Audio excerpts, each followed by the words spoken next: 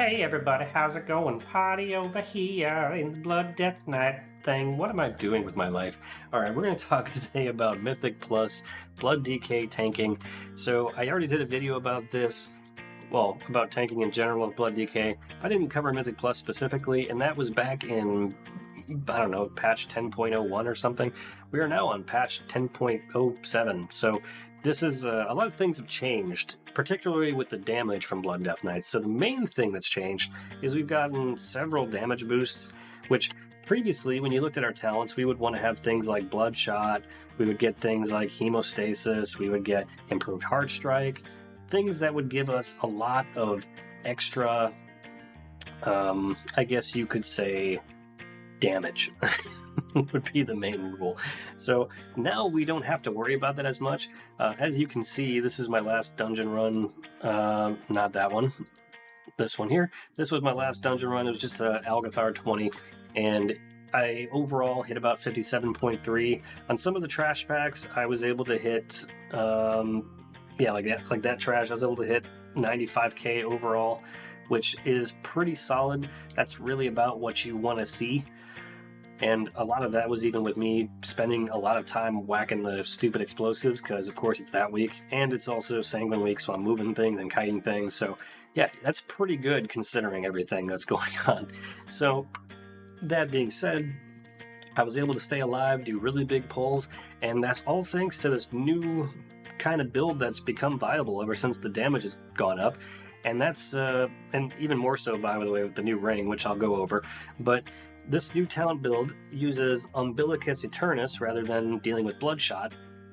And this is actually a far more useful talent, at least in my opinion. If you go on the Discord for Death Knights, you're going to find that everybody's, well, almost everybody is very against using this.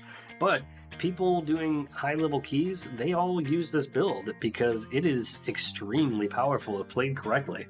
And that's kind of the key with all these, if played correctly. Blood Death Knight always has been a type of, it's the kind of class where if you play it well, you're going to do great. But if you play it poorly, you're going to basically get one shot all the time. So important to always play correctly. If you don't know how to do that, go back and watch my other video on Blood Death Knight tanking. I go over, just exactly how to stay alive, death strike timing, all that kind of stuff. And it's a good watch if you're not sure or just starting out.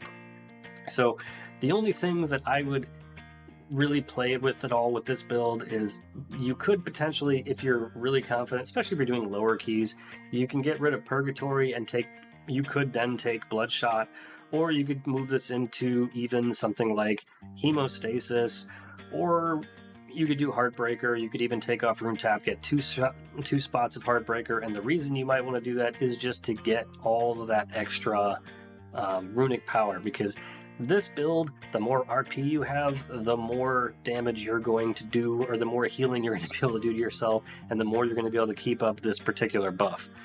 On the Death Knight, just generic Death Knight part, the only thing here I would really consider changing around is you might want to move Blinding Sleet and put that into Cold Thirst, because if you're interrupting a lot, you will be able to get some more runic power from your mind freezes, and you'll be able to interrupt more often, which is generally very useful. On a week like this week with Sanguine, it's probably actually not a bad idea. Also, on a week like Sanguine, you don't really need to kite so much. In fact, kiting is probably the least helpful thing to do.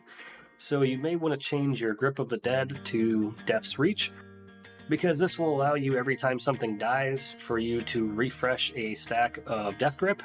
And that, of course, is huge for when you're trying to get things out of the Sanguine, which, of course, only works on things that can be Death Gripped, which some things can't. But when they can be, it's great. Plus, this does function essentially as another interrupt whenever you have Death Grip. For most things, it will interrupt. So another very useful skill that I'm actually going to change now before I forget. And that's pretty much it. The main thing here, though, with this talent build is you do drop Bloodshot, and you drop a couple of these talents here, namely Hemostasis and Improved Heart Strike, but you get 2 points into Improved Vampiric Blood, so your Vampiric Blood will last 4 seconds longer, and it will be 10% more stronger for your absorbs and your heals, as well as you'll be reducing the cooldown of Vampiric Blood by 2 seconds for every 10 Runic Power spent, which if you look at Death Strike, it uses 40 Runic Power, generally, even when it doesn't, because you have, the ability going where you spend less per Death Strike when you have enough Bone Shield charges. You don't even notice it, but it'll still take 8 seconds off every time. So I'll show you how this works. Basically, there's not a lot to it. So in general, what you want to do is we will go ahead and we're not going to have any Bone Shield up for this because I don't want to, have that extra haste figured in. But we will do just 1 cast of Blood Plague, or not Blood Plague, Blood Boil, to put Blood Plague on things, and then we'll cast Vampiric Blood, which will make this whole sequence really work. So you start out with Blood Boil, and then you immediately hit Vampiric Blood. The reason you do the Blood Boil first is because that will get you the Blood Plague on everything, and then your Vampiric Blood will be getting the benefits from the damage from the Blood Plague while, for the longest possible time. Alright, so you see we now have a shield from Umbilicus Eternus, and it will absorb the next 277,738 damage. That's pretty huge, Gage. It's a very good, very good buff. And, initially you're like, oh, well, okay, cool. That's a big shield, but what does that really do for me if it, if I have to wait, a minute and a half every time? Well, again, the more often you use Runic Power, the more you're going to find that you have more blood, more Vampiric Bloods available. So right now, I just watch the cooldown here. Every time I Death Strike, another 8 seconds off. When you figure it in, if you do 10 Death Strikes, that's going to reduce the cooldown basically to 0 when you figure in all your global cooldowns. And the other part about that is, I don't know, I kind of lost my train of thought with it, but it's very good. Mostly, it's going to work out more to usually 7 or 8 Death Strikes, and you're going to have your Vampiric Blood available pretty much right off the bat again, which is great.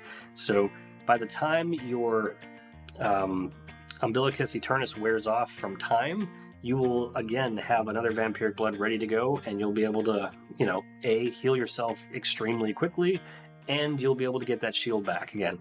So let's look at the difference here, though, because the way Umbilicus Eternus works is the more damage your Blood Plague does, it's 5 times your Blood Plague damage to get the shield. So the more damage your Blood Plague is doing, the more shield you get.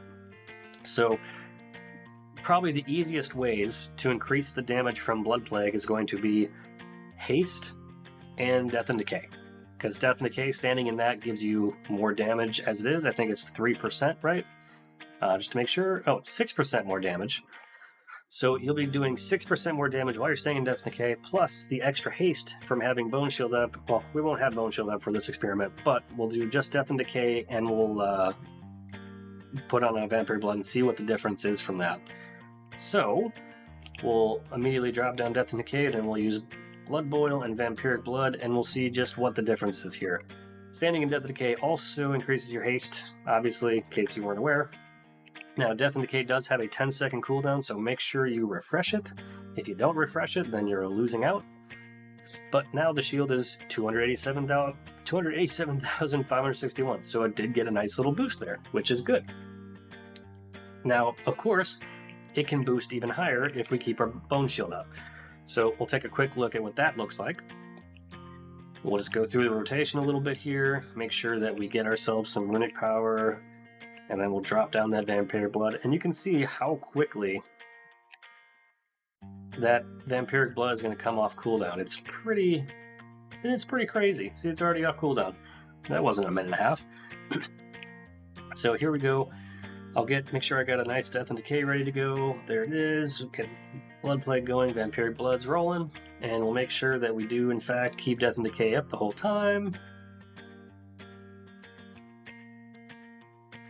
And now our shield is going to be 392,442. So that is a massive shield, and that's only on 5 targets. You have to figure the more targets that you have attacking you that you have Blood Plague on, the more shield you're going to get. And that's really what this is all about, is maxing out that shield and giving yourself just more of a buffer to stay alive. So that's pretty much all there is to this build. The only other things to talk about that are really any different from the previous discussion that we've had is the Onyx Amulet.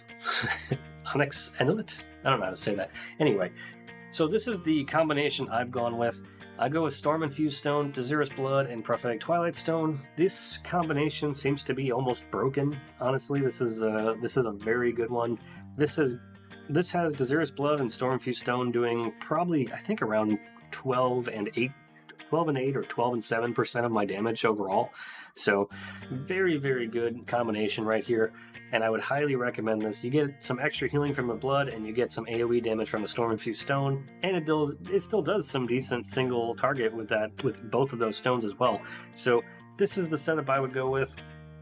If you can get yourself a Windscar Whetstone, that is the absolute best damage trinket for Mythic Plus for a Death Knight. Like, there's nothing that beats it. It does kind of cap its damage, so having more targets doesn't necessarily help it, but it does do a lot of damage regardless. You're going to see between 300 and 450,000 damage usually when you have a maxed out version of this trinket, so very worth it. And the highest level Totem of the All-Master that you can get, or all Totem of the Master that you can get, would be the best other trinket to get. I haven't gotten Mythic Kurog down, so obviously I don't have the top one, but it is what it is. And that's pretty much it. If anybody's got any questions, comments, things you want to change, or maybe you want to say I'm wrong on something, by all means, let me know. Throw that down there in the comments, and we can have that talk. But until the next time, thanks for watching. I hope you enjoyed it, and try not to die.